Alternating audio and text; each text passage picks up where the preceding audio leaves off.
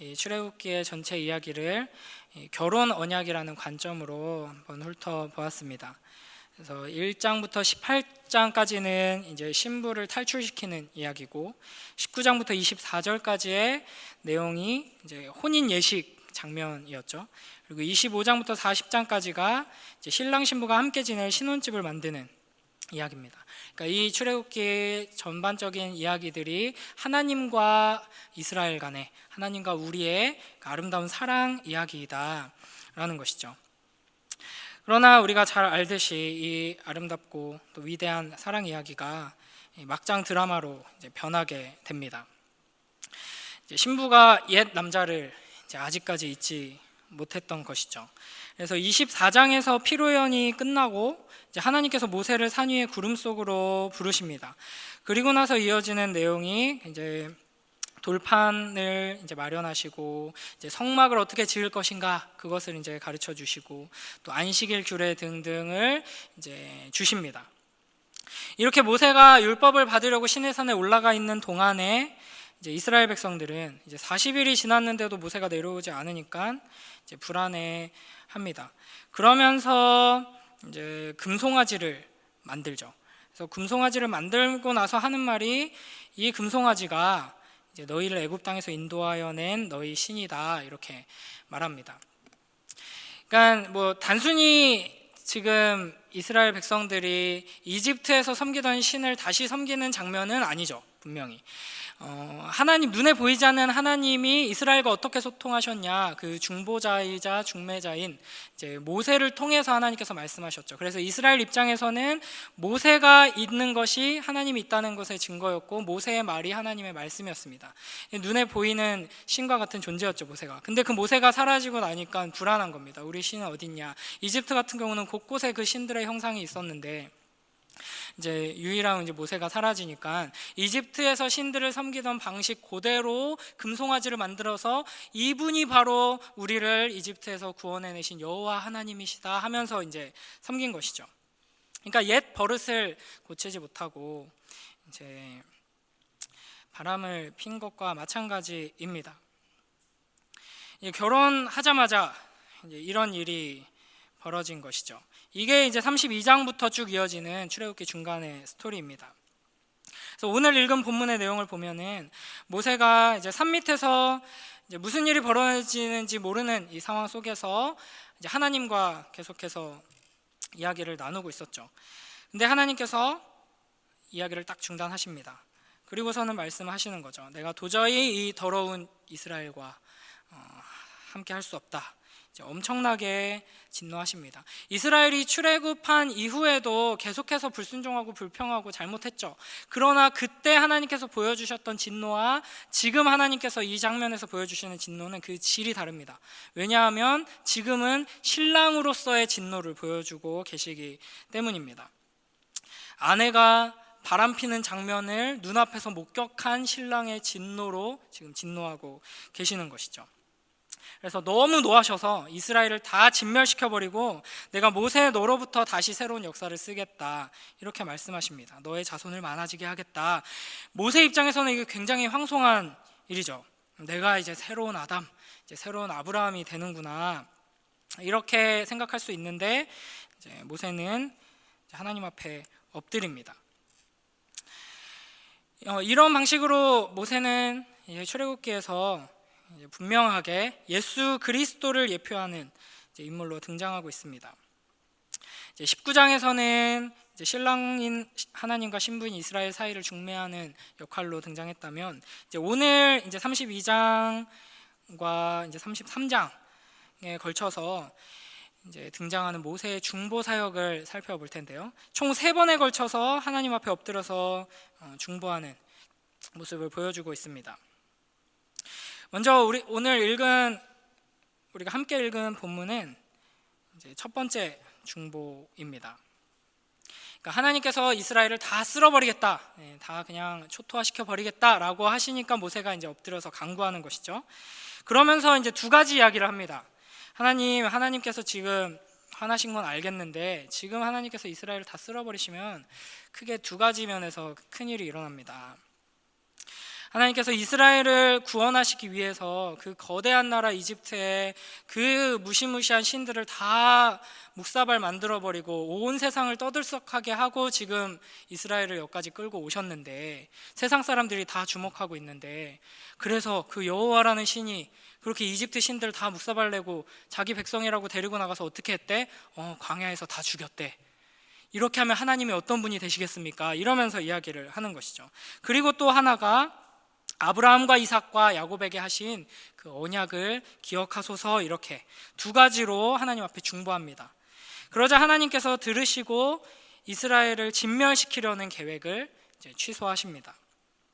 여기서 우리가 주목할 점은 지금 산 아래에 있는 이스라엘 백성들은 하나님과 모세 사이에 어떤 대화가 오갔고 하나님께서 어떤 계획을 가지셨다가 철회하셨는지 이런 걸 전혀 모르고 있다는 것이죠. 하나님 보시기에는 우리가 살고 있는 지금 이 세상도, 이 악한 세상도 당장 멸망시키는 것이 전혀 이상하지 않은 세상입니다. 그러나 이 세상은 잘 굴러가고 있죠. 이 세상이 이렇게 잘 유지되고 있는 것은, 멸망하지 않고 인간의 역사가 계속 진행되고 있는 것은 당연한 것이 아니라 이제 하나님의 진노 앞에서 중보한 그 중보자의 역할이 있었기에 가능한 것이다라는 것을 우리가 기억해야 한다는 것입니다. 예수 그리스도의 중보 사역으로 말미암아 이 세상이 존재하고 있다, 우리가 존재하고 있다라는 것이죠. 그러니까 넓은 의미에서 신자뿐 아니라 불신자와 모든 피조물이 누리고 있는 예수 그리스도의 중보 사역의 은혜라고 할 수 있습니다. 이스라엘은 지금 인식조차 하지 못하고 있는 상황 가운데 이제 멸망을 코앞에 두었다가 이제 모세로 말미암아서 이제 그 생명이 연장되게 되었죠. 지금 이 순간에도 하나님께서 당장 이 모든 것을 다 진멸시켜 버리지 않으시고 이제 인내하시고 참으시는 것, 하나님께서는 이 세상과 모든 역사를 섭리하고 계시는데요, 섭리라는 말의 뜻은 붙들고 계시다라는 것입니다. 하나님께서 붙들고 계시는데 너무 귀엽다, 너무 사랑스럽다, 좋다라고 하면서 붙들고 계시는 게 아니라 이를 악물고 인내하시면서 붙들고 계십니다. 하나님은 이 악한 것들, 이 죄악된 것들을 두 눈으로 똑똑히 보시면서 그럼에도 불구하고 이제 붙들고 계시는 것이죠. 왜 그러시냐? 예수 그리스도의 중보 사역이 있기 때문입니다. 우리는 이것을 항상 기억하면서 감사해야 하는 것이죠. 아침에 눈을 떴을 때 당연히 우리에게 주어진 것이 아니라 하나님께서 나를 사랑하셔서 나를 구원하시고 완성하시기 위하여 이 모든 것들을 지금도 붙들고 계시는구나, 역사를 주관하고 계시는구나, 아침에 눈 뜰 때마다 이 감사가 흘러넘치는 우리 모두가 되길 바랍니다. 그 다음에 이제 두 번째 중보 사건을 살펴보겠는데요, 19절부터 34절까지의 내용입니다. 32장 19절부터 34절까지 내용인데요, 이제 모세가 산에서 내려와서 이 끔찍한 외도의 현장을 포착합니다. 그래서 모세가 뭘 하냐면 이제 십계명 돌판을 던져서 깨트리죠. 모세가 다혈질이어가지고 이제 참지 못하고 그걸 집어 던진 게 아니라 이제 이미 이게 혼인 서약이라 그랬잖아요. 십계명의 의미가 엄밀한 의미에서는 신부의 입장에서 하는 서약입니다. 그런데 이미 이게 파괴가 돼버린 것이죠. 그래서 이 혼인 서약을 너희가 깨트렸다라는 것을 이제 보여주는 것입니다. 그리고 나서 아주 유명한 장면, 이제 모세가 생명책에서 자기 이름을 삭제해달라고 말하면서 이스라엘의 죄를 용서해달라고 간구하는 장면이 등장합니다. 이 두 번째 모세의 기도는 이 하나님과 이스라엘이 이제 맺었던 결혼의 언약을 무효화하지 말아달라는 중보입니다. 근데 모세가 자기 목숨을 내놓고 이렇게 중보를 하죠. 그런데 하나님께서 뜻밖으로 이제 그래라고 대답을 하십니다. 여기서도 모세는 이제 우리의 유일하시며 참되신 중보자이신 예수 그리스도를 예표하는 역할을 하고 있습니다. 예수 그리스도께서 우리를 위하여서 우리 죄를 대신하여서 십자가에서 달려 죽으심으로, 자기 생명을 내어주심으로 우리를 향한 하나님의 진노를 다 해결하시고 우리의 죄로 말미암아 깨어져 버린 하나님과의 관계를 회복시켜 주신 것처럼, 이제 이러한 이제 예수 그리스도의 중보 사역이 이제 생명책에서 내 이름을 지워달라라고 하는 이 모세의 모습을 통해 예표되고 있는 것이죠. 그런데 이 중보기도 이전에 모세는 이스라엘에게 좀 독특한 일을 하나 명합니다. 출애굽기 32장 20절 한번 같이 읽어보겠습니다. 시작. 모세가 그들이 만든 송아지를 가져다가 불살라 부수어 가루를 만들어 물에 뿌려 이스라엘 자손에게 마시게 하니라. 아멘. 금송아지를 가져다가 불살라서 부수고 가루를 만들어서 물에 뿌려 마시게 합니다. 훗날 모세가 이 사건을 회상하면서 좀 더 자세하게 묘사하는 부분이 신명기 9장 21절에 나오는데요. 이 부분 함께 읽어보겠습니다. 시작. 너희가 만든 송아지를 가져다가 불살라 찢고 티끌같이 가늘게 갈아 그 가루를 산에서 흘러내리는 시내에 뿌렸느니라. 아멘. 그래서 너희가 만든 송아지를 가져다가 불살르고 찢고 티끌같이 가늘게 갈아서 이제 물에 타는 것이죠. 이 독특한 행위가 하나님의 용서와 어떤 관련이 있는 것일까요? 그러니까 그 이스라엘이 섬겼던 우상을 아주 곱게 갈아가지고 마셔라 하는 게 어떤 의미일까요? 요즘 세상 사람들이 이제 치킨을 우상으로 이제 섬기죠. 그래서 치느님이라고 섬기면서 숭배합니다. 그러니까 우리가 그 꼴을 이제 도저히 못 보고 이제 저 우상 치킨을 내가 먹어 치우겠다, 이제 먹어버리겠다, 이런 의미로 이제 우상 금송아지를 갈아서 마시라고 하신 걸까? 아니면 이제 조폭들이 이렇게 협박하고 할 때 갈아 마셔버린다 이렇게 표현을 하잖아요. 그러니까 이제 우상에 대하여서 이와 같은 행동을 하게 하시는 것일까? 예전에 저희 청년부, 제가 이제 청년일 때 청년부 선배 중에 이제 아주 덩치가 좋고 이제 남자다운 형님이 한 분 있었는데, 이제 해병대를 갔습니다. 휴가를 나왔는데 아주 늠름한 군인의 모습으로 돌아올 줄 알았는데 울먹울먹거리면서 등장을 하더라고요. 그래서 너무 힘들다고, 해병대 너무 힘들다고 그러면서 하소연을 막 하는데, 뭐 선임들이 뭐 훈련도 힘들고 뭐 매 맞는 것도 힘든데 제일 힘든 게 선임들이 이제 아주 발랄하게 막 이제 숲으로 들어가서 이제 잠자리, 메뚜기, 매미 이런 것들을 이제 잡아와서 이제 이등병들한테 이제 하나씩 먹인답니다. 먹으라고, 산채로 이제 꼭꼭 씹어 먹어라. 뱉으면은 막 때리고 다시 먹이고, 그게 제일 힘들었다고 이야기를 하는 것을 들었습니다. 그러니까 지금 이스라엘이 아주 끔찍한 죄를 지었으니까 너희는 벌을 받아야 된다. 그러니까 이 송아지, 금송아지를 갈아가지고 마셔라, 이제 벌주 마시는 것처럼 하나님께서 이런 걸 시키신 걸까? 여러 가지 생각할 수 있는데, 이제 사실 금송아지가 아니라 은이나 동송아지였으면은 이걸 갈아서 마시는 게 벌칙일 수 있습니다. 그런데 뭐 금은 사실 독성이 없죠.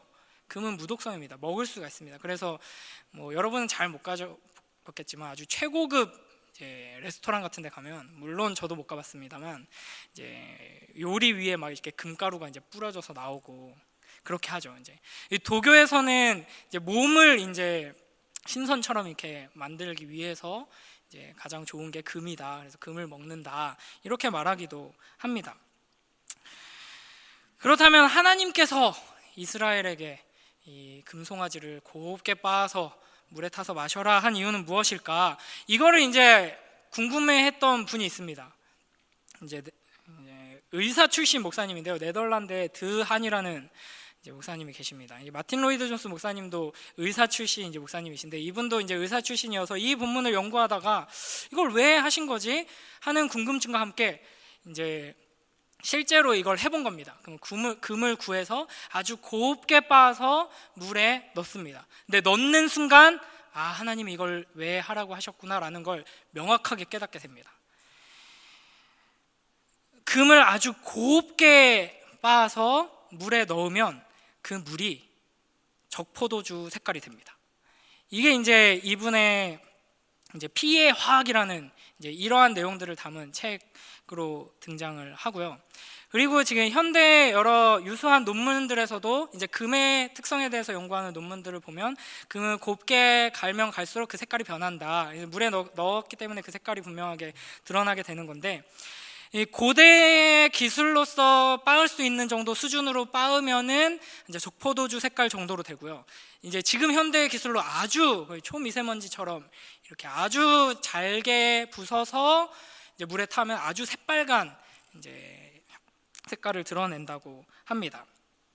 그러니까 하나님께서 이들에게 이걸 마시게 하신 이유는 이제 성만찬을 예표하신 것이죠.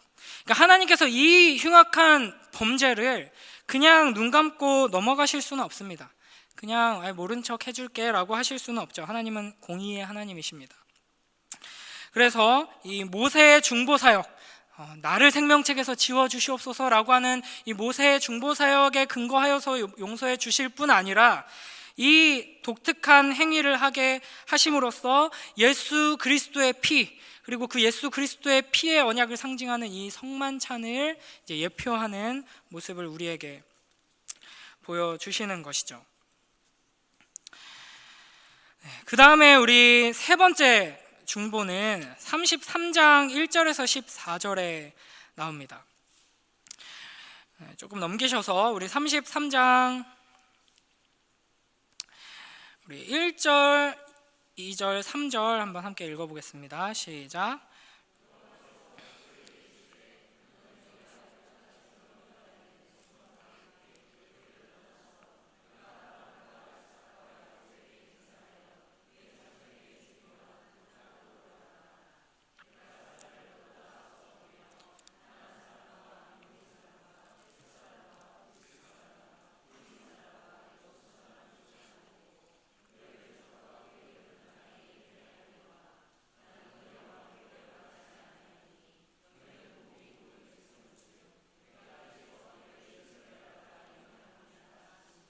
아멘. 이 부분에서 하나님께서는 아브라함에게 하신 그 약속을 이제 내가 지키겠다 이렇게 선언하시죠. 그래서 사자를 앞서 보내서 가나안 땅을 정복하고 이스라엘을 약속의 땅으로 인도하여 들어가게 하시겠다 말씀하십니다. 아주 은혜로운 말씀이죠. 그런데 문제가 있습니다. 이 모세가 중보한 대로 우리의 결혼이 무효가 되는 것은 아닌데, 아무리 그래도 내가 너희랑 동행은 못하겠다, 같이는 못 가겠다. 너희가 지금까지 해온 것들을 보면은 너희가 다시 이런 일을 반복하지 않는다는 보장이 없고, 지금은 모세가 중보해서 내가 참았지만 너희가 다시 한번 그랬을 때 내가 참을 자신이 없다. 내가 분명히 너희를 진멸시켜 버릴 것 같다. 그러니까 내가 결혼도 유지하고 약속의 땅 주기로 했던 거 줄 테니까, 그리고 거기 들어갈 수 있게 내가 싹 다 정리해 줄 테니까 가서 살아라, 이렇게 말씀하시는 것이죠. 우리 같으면 어떻게 반응할까요?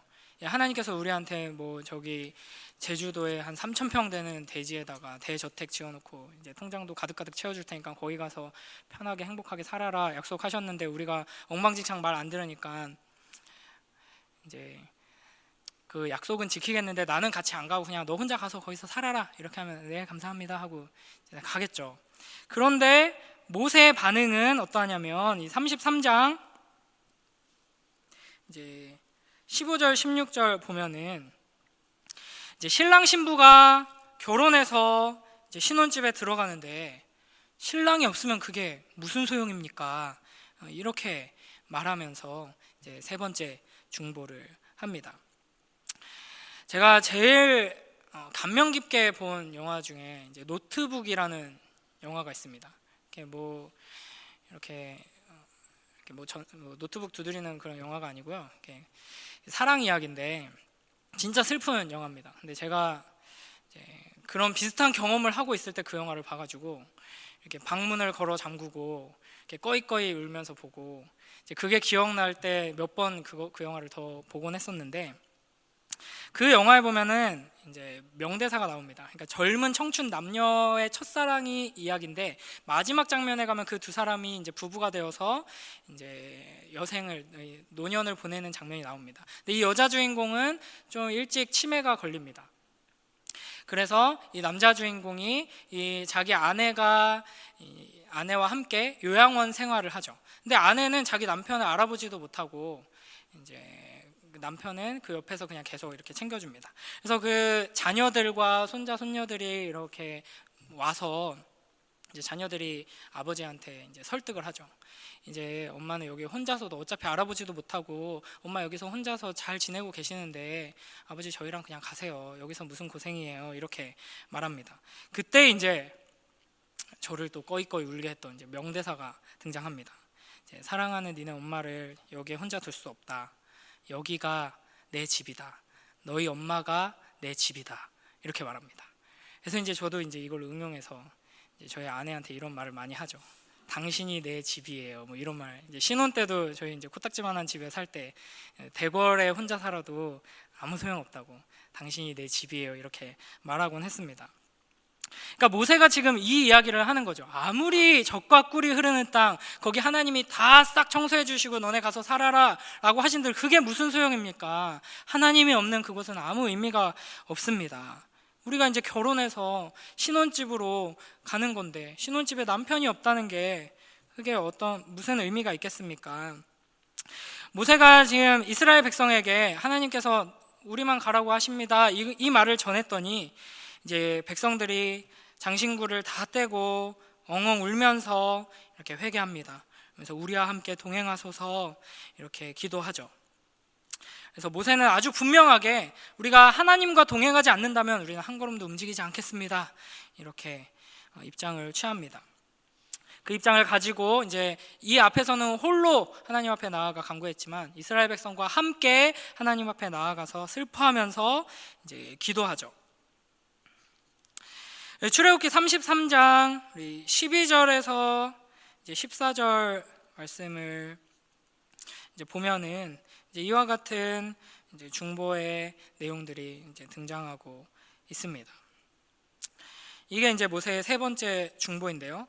그러니까 세 번째 중보는 신랑과의 관계를 유지하기 위한 중보라고 할 수 있습니다. 그러니까 첫 번째 중보는 진노하시는 하나님 앞에서 이 초토화 하나님께서 다 그냥 쓸어버리시겠다라는 것에 대해서 이제 중보를 통하여서 이제 초토화를 방지시킨 것이고요. 이제 두 번째 중보는 이 결혼의 언약이 깨지지 않도록 중보하신 것입니다.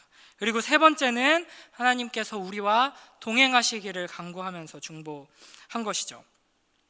우리는 흔히 이제 예수 그리스도께서 우리를 위해 중보하신다라고 할 때 그 예수 그리스도의 중보가 나를 구원하는 데까지만 필요하다고 생각하기가 쉽습니다.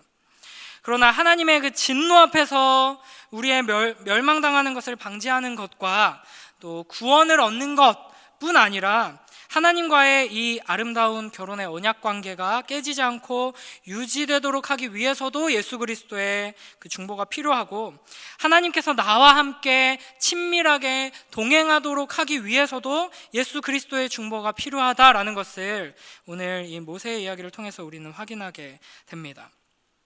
예수님을 믿는 신자 안에는 성령 하나님께서 항상 함께 하시죠. 이게 당연한 게 아니라는 겁니다. 예수 그리스도의 중보로 말미암아 우리에게 주신 은혜라는 것이죠.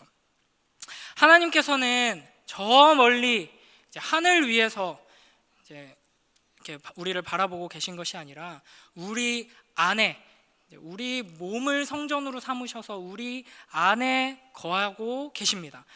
그 무한 영원하신 하나님, 무한 영원 불변하는 거룩하신 하나님께서 우리 안에 거하고 계십니다. 여러분, 근데 이거를 생각하면 여러분 어떤 마음이 드시나요? 여러분 조금 이제 두려운 마음이 사실 들어야 됩니다. 하나님이 모든 걸 아시는 거룩하신 하나님이 우리 안에 거하고 계시다는 것은 여러분이 무슨 생각하고 있는지 다 알고 있다는 거예요. 여러분이 어떤 죄의 씨앗을 가지고 있는지 마음으로, 생각으로, 또 아무도 보지 못한다고 생각할 때 어떤 죄를 지었는지, 우리의 내면이 얼마나 더러운지 성령 하나님께서는 우리보다 훨씬 더 분명하게 알고 계시다는 것이죠. 이 죄악된 나의 모든 것을 명확하게 알고 계시는 하나님께서 나와 함께 하시는 것이 쉬울까요? 어려울까요? 우리는 하나님이 하시는 건 다 쉽다고 생각하는데, 하나님께서, 거룩하신 하나님께서 이 지경인 우리와 하루하루 동행하시며 우리 안에 거하시며 우리와 친밀하게 함께 하시는 것은 결코 쉬운 일이 아닙니다. 우리는 하나님을 기계적으로 생각할 때가 많습니다. 하나님께서 우리를 사랑하신다라고 말하면 우리가 죄를 지어도, 우리가 하나님을 전혀 이제 신경 쓰지도 않고 중요하게 여기지도 않고 하나님 우선순위에 두지도 않고 계속 죄에 빠져 있어도 마냥 아이고 그래도 너는 내 자녀니까, 너는 내 백성이니까 사랑스럽다, 예쁘다, 이렇게 우리를 대해 주신다고 생각하기가 쉬운데, 하나님은 화낼 줄도 모르고 웃기만 하는 그런 로봇 같은 존재가 아닙니다. 하나님은 인격이십니다. 그분은 질투하시는 하나님이시고 진노하시는 하나님이십니다. 그래서 하나님께서 이스라엘에게 이 역사를 통틀어서 계속해서 돌아오라, 돌아오라, 회개하라 외칠 때에는 아이고 너무 사랑스러운 우리 자녀들 어서 돌아오렴, 이게 아닙니다. 그들의 죄악을 향한 불타는 진노를 가지고 계시면서 동시에 하나님께서는 우리를 사랑하시기로 약속하셨기 때문에 그 언약에 근거하여서 이 악물고 어서 돌아오라 외치고 계시는 것이죠. 하나님께서 이와 같은 심정으로 우리를 사랑하신다라는 것을 우리는 결코 잊지 말아야 합니다. 그래서 우리는 항상 회개하는 자로 서야 하는 것이죠. 내가 특별히 어떤 이거는 회개해야겠다라는 어떤 문제를 발견했을 때, 죄를 지었을 때만 회개하고, 예배 자리에 나왔을 때 이제 예배 시작하기 전이니까 회개기도 하고 시작하고가 아니라, 신자의 삶은 천국 가는 그날까지 회개하는 삶으로 주님 앞에 서야 하는 것입니다. 왜냐하면 하나님께서 우리를 사랑하시는 그 사랑 안에는 우리의 여전히 남아있는 이 죄악된 본성과 우리가 계속해서 넘어지고 죄짓는 이 죄를 향한 하나님의 진노와 동시에 언약에 근거한 사랑이 있기 때문입니다. 우리는 하나님의 언약, 그 언약에 근거한 변함없는 사랑을 붙들고 흔들림 없이 주님의 은혜 안에 거하며 기뻐하고 감사하는 동시에, 그럼에도 불구하고 여전히 죄악 가운데 머물러 있는 우리의 악한 본성으로 말미암아 괴로워하고 슬퍼하고 회개하는 자로 서야 하는 것입니다. 하나님의 사랑은 감정적인 사랑이 결코 아닙니다. 사랑하는 감정이 퐁퐁 솟아나서 너무 사랑한다, 사랑스럽다 하는 그 사랑이 아닙니다. 인간은 그런 식으로 사랑을 하죠. 감정이 식으면 내가 착각했구나, 이게 사랑이 아니구나, 이렇게 생각하고 그 관계를 끊기를 주저하지 않죠. 심지어는 결혼의 언약을 맺었다 할지라도 끊기를 주저하지 않습니다. 이 사랑의 유통기한은 길어봤자 3년이라고 합니다. 그냥 뭐 어떤 시적인 표현이 아니라 이 심리학자들의 이야기입니다. 그러나 하나님의 사랑은 하나님은 사랑의 하나님이시니까 항상 우리가 어떤 모습이어도 사랑하는 이 감정이 퐁퐁 솟아난다, 걱정 말아라 라는 사랑이 아닙니다.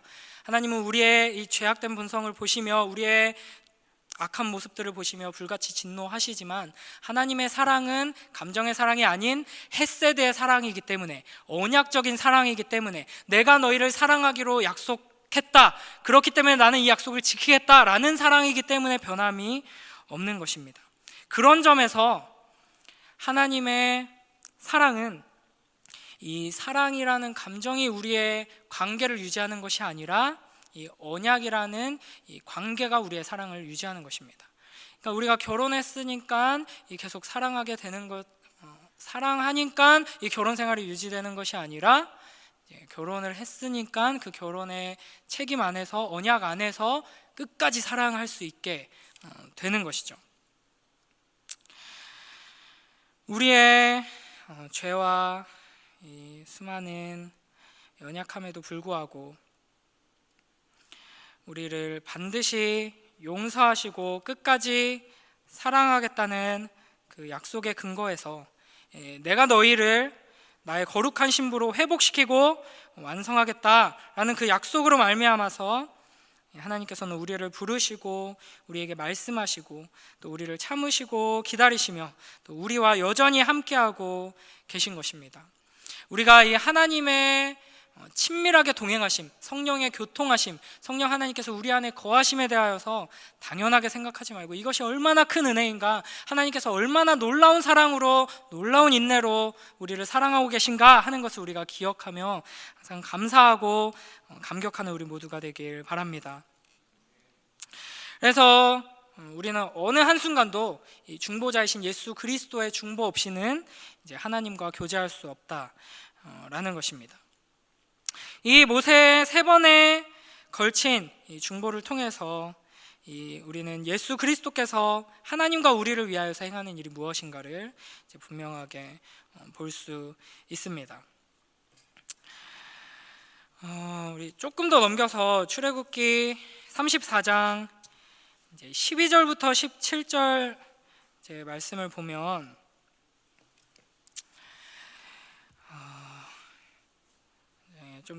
12절부터 17절 34장 한번 같이 읽어보겠습니다. 시작. 너는 스스로 삼가 내가 들어가는 땅의 주민과 언약을 세우지 말라.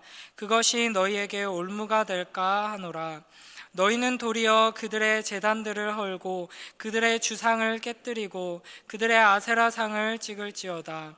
너는 다른 신에게 절하지 말라. 여호와는 질투라 이름하는 질투의 하나님이니라.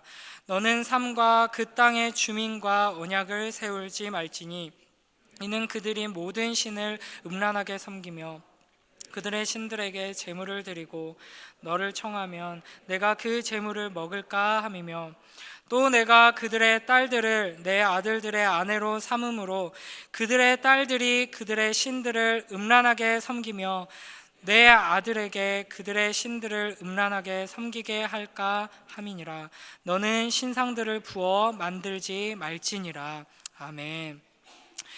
이 모세의 3번에 걸친 중보 사역 이후에 하나님께서는 이 성막을 본격적으로 짓기 전에 이 성혼 언약, 결혼의 언약을 다시 갱신하면서 신부의 순결 서약을 강화하십니다. 그런데 지금 하는 이야기를 읽어보면 너무나도 기초적이고 초보적인 당연한 말씀을 지금 하고 계십니다. 그러니까 결혼한 신부한테 여보, 우리 이제 결혼했으니까 다른 남자 쫓아가면 안 돼. 다른 남자랑 결혼하겠다고 막 외식장 보러 다니고 그러면 안 되는 거야. 이걸 지금 설명하고 있는 것이죠.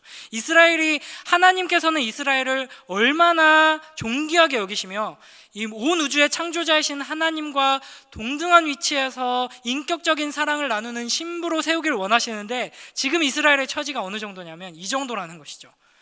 결혼했으면 이 신랑만 바라봐야 한다라는 개념조차 없고 그 유혹에 이제 흔들리지 않을 그런 실력조차 없는 상태인 것입니다. 이런 이스라엘을 끝까지 인내하시며 붙드시며 끌고 가셔서 결국에는 완성하셔서 우리로 지금 빚으시고 결국에는 완벽한 모습으로 완성하실 그 하나님의 그 사랑이 어떠한 사랑인가, 그 지금 이 이스라엘을 바라보시는 그리고 우리를 바라보시는 하나님의 심정이 어떤 심정일까 우리가 생각해보며 그 하나님의 사랑에 합당한 자로 자라가기를 소망하며 무럭무럭 자라나는 우리 모두가 되길 주님의 이름으로 축원합니다. 제가 너무 욕심을 내가지고 한 방에 이거 좀 다 훑어보려고 출애굽기 40장까지 한번 가보겠습니다. 이제 쭉 건너뛰어서 40장 34절. 출애굽기 40장 출애굽기 맨 마지막이죠. 40장 34절 함께 읽습니다. 시작. 회막에 덮이고 여호와의 영광이 성막에 충만하매. 아멘. 19장에서 하나님께서 그 신랑 입장하실 때, 임재하실 때의 모습을 보면 아주 화려하게 임재하실 뿐 아니라 아주 불 가운데 임하시죠. 그래서 이스라엘 백성들이 가까이 오지 못하게 이렇게 하십니다. 그런데 40장에서는 빽빽한 구름 가운데 임재하십니다.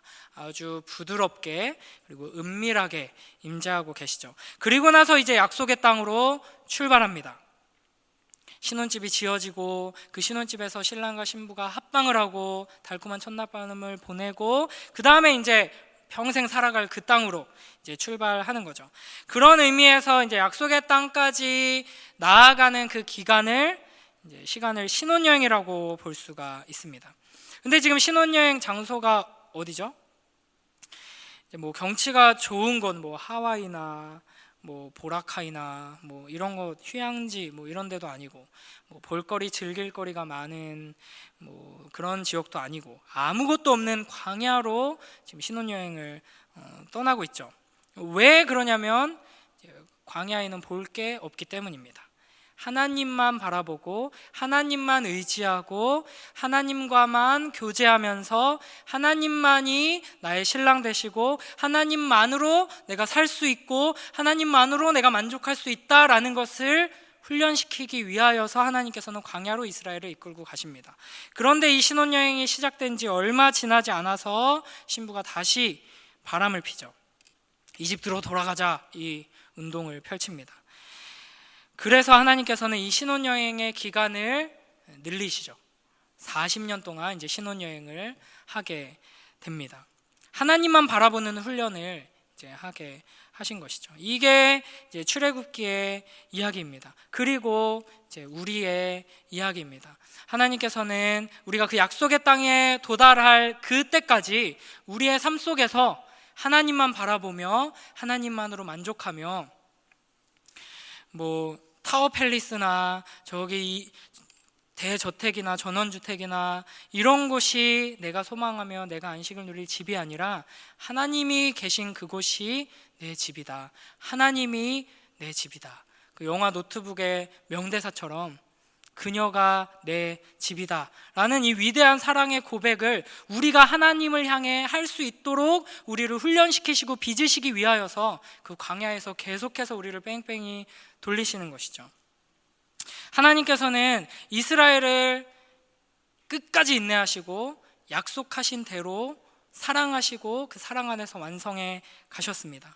동일하게 하나님께서는 우리를 끝까지 인내하시며 놓지 않으시고 이 사랑 안에서, 위대한 사랑 안에서 우리를 완성하실 것입니다. 우리의 연약함과 죄악된 모습에도 불구하고 예수 그리스도의 중보 사역으로 말미암아 이 언약적인 사랑으로 우리를 끝까지 사랑하시는 이 하나님을 신뢰하며 매일매일 그 주님의 사랑 안에서 자라나는 우리 모두가 되길 주님의 이름으로 축원합니다.